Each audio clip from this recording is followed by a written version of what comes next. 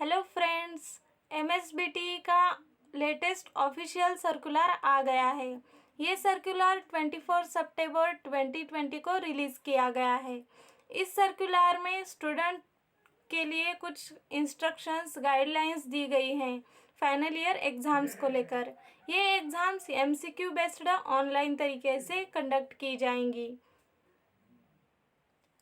Friends, मैं आपको एक बात ज़रूर शेयर करना चाहूँगी। मैं एक फाइनल ईयर स्टूडेंट हूँ और वीडियो बनाने में बहुत सा वक्त लगता है, लेकिन मैं यहाँ पे रुकती नहीं हूँ। अगर मेरी वजह से कुछ अच्छी इन्फॉर्मेशन स्टूडेंट्स तक पहुँचती है तो मैं कभी रुकूंगी नहीं। तो फ्रेंड्स, इसीलिए हमें मोटिवेट करते रहिए, कमेंट्स ज़रूर करते रहिए और चैनल को प्लीज़ सब्सक्राइब कर दीजिए और बेल आइकॉन बटन दबाना मत भूलिए। तो चलिए फ्रेंड्स, वीडियो स्टार्ट करते हैं। इस सर्कुलर का सब्जेक्ट है इंस्ट्रक्शंस और guidelines for final year final semester students regarding summer 2020 MCQ based online examination. Diploma या फिर पॉलिटेक्निक स्टूडेंट्स के एग्ज़ाम 6 अक्टूबर 2020 से स्टार्ट हो जाएंगे। ये एग्ज़ाम्स ऑनलाइन तरीके से होंगे क्योंकि कोविड-19 की सिचुएशन है। एमएसबीटी की तरफ से प्री एग्जामिनेशन प्रिपरेशन के लिए कुछ गाइडलाइंस जारी कर दी गई हैं। तो चलिए देखते हैं ये गाइडलाइंस क्या क्या हैं। स्टूडेंट्स को उनका मोबाइल नंबर एमएसबीटी में रजिस्टर कर देना है एग्ज़ाम्स के पहले। एग्ज़ाम के वक्त आपको आपके मोबाइल स्मार्टफोन में चार्जिंग अच्छे से कर देनी है और सफिशिएंट बैलेंस भी रखना है। सेकंड पॉइंट में बताया गया है, एग्ज़ाम के पहले स्टूडेंट को रजिस्टर्ड मोबाइल नंबर पर एक टेक्स्ट आएगा। उस टेक्स्ट में यूआरएल आपको दी जाएगी और आपका यूज़र आईडी और पासवर्ड दिया जाएगा। आपको आपका पासवर्ड अच्छे से याद रखना है और आपके लॉगिन क्रेडेंशियल किसी को शेयर नहीं करने हैं। थर्ड पॉइंट में बताया गया है, जिस मोबाइल पर आपको टेक्स्ट आया है उसमें जो यूआरएल दिया गया है उससे आपको एमएसबीटी एग्ज़ाम करके प्ले स्टोर से ऐप डाउनलोड कर लेना है और उस पर हमें लॉगिन करके रखना है। फोर्थ पॉइंट में बताया गया है, एग्जामिनी मतलब स्टूडेंट एग्ज़ाम पीसी से दे सकता है, लैपटॉप से दे सकता है या फिर किसी भी स्मार्टफोन एंड्रॉयड से दे सकता है। उसमें सिर्फ इंटरनेट का अच्छा एक्सेस होना चाहिए और एग्जामिनी किसी भी जगह से एग्ज़ाम दे सकता है।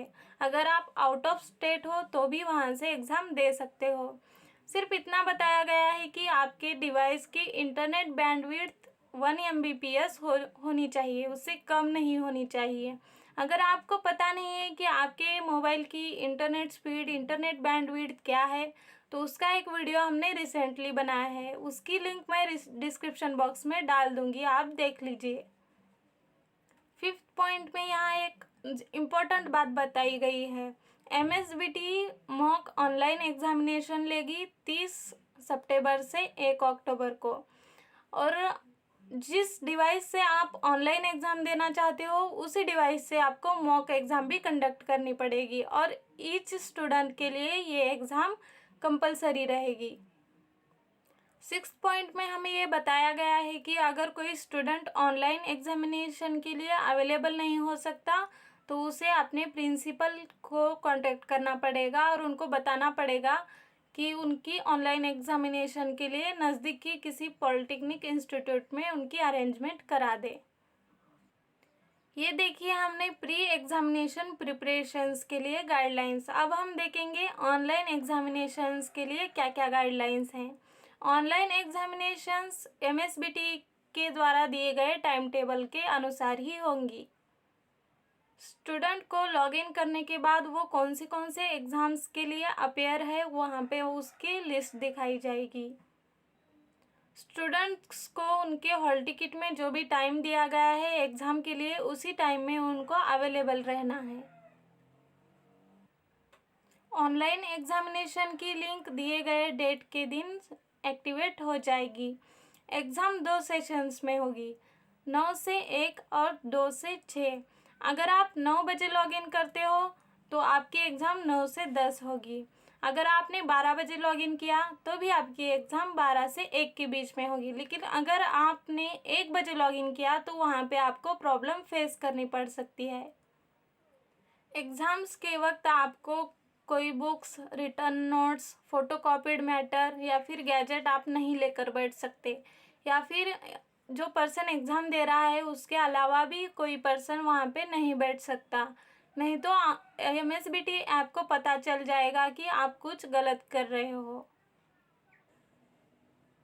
एग्जामिनी की आइडेंटिटी वेरीफाई करने के लिए एग्जामिनी की एक इमेज ली जाएगी MSBT ऐप के द्वारा आपके मोबाइल फ़ोन के जो इनबिल्ट कैमरा के थ्रू, इसीलिए आप थोड़ा अलर्ट रहिएगा।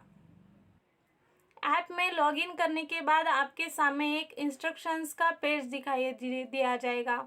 आपको वो इंस्ट्रक्शंस अच्छे से पढ़ लेनी है। इंस्ट्रक्शंस पढ़ लेने के बाद आपको एक वहाँ पे बटन दिखाई देगा, स्टार्ट एग्ज़ाम। जब आप उस बटन पर क्लिक करोगे तभी आपकी एग्ज़ाम स्टार्ट हो जाएगी। इस ऑनलाइन एग्जामिनेशन में 40 MCQs होंगे जो कि ओवरऑल सिलेबस पर डिपेंड करेंगे। ईच MCQ के लिए 4 ऑप्शंस होंगे और उसमें का एक ऑप्शंस करेक्ट आंसर होगा। ईच क्वेश्चन के लिए 1 मार्क रहेगा और आपको इस बात का ख्याल रखना है कि इस MCQs ऑनलाइन एग्जामिनेशन में नेगेटिव मार्किंग नहीं है। आउट ऑफ 40 क्वेश्चंस आपको 30 क्वेश्चंस करेक्ट कर लेने हैं, फिर आपको 30 आउट ऑफ 30 मार्क्स मिलेंगे। एग्जामिनेशन का टाइम 1 आवर रहेगा, लेकिन जो PWD पर्सन्स हैं उनके लिए टाइम स्पेसिफिकेशंस के अनुसार बढ़ा के दिया जाएगा। जब आपने स्टार्ट एग्ज़ाम बटन पर क्लिक किया तभी आपका काउंटडाउन टाइमर स्टार्ट हो जाएगा।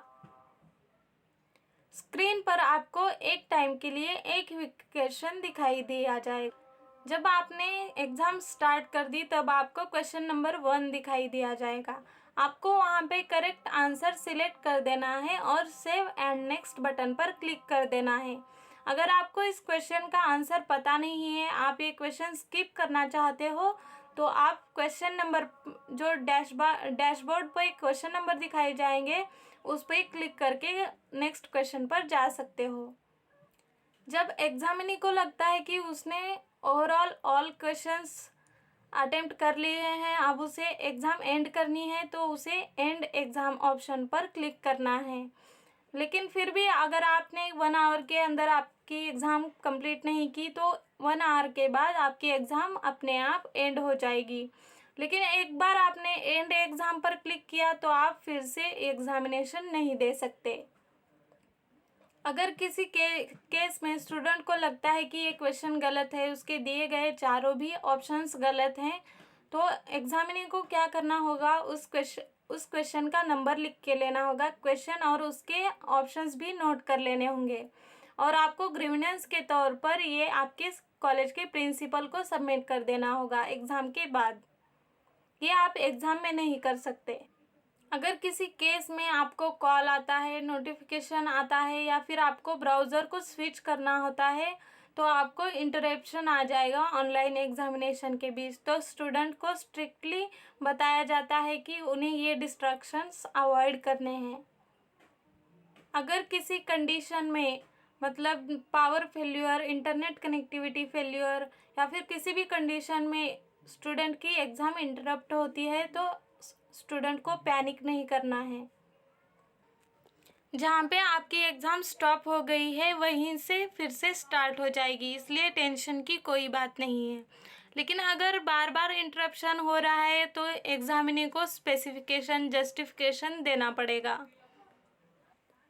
सभी डिप्लोमा और पॉलिटेक्निक कॉलेजेस को बताया जाता है कि ये जो सर्कुलर है स्टूडेंट्स के पास जल्दी से जल्दी पहुँचे और उनको इन्फॉर्मेशन मिल जाए। मैं भी यही आशा करती हूँ दोस्तों, इस वीडियो के द्वारा आपको बहुत सी इन्फॉर्मेशन मिल गई हो।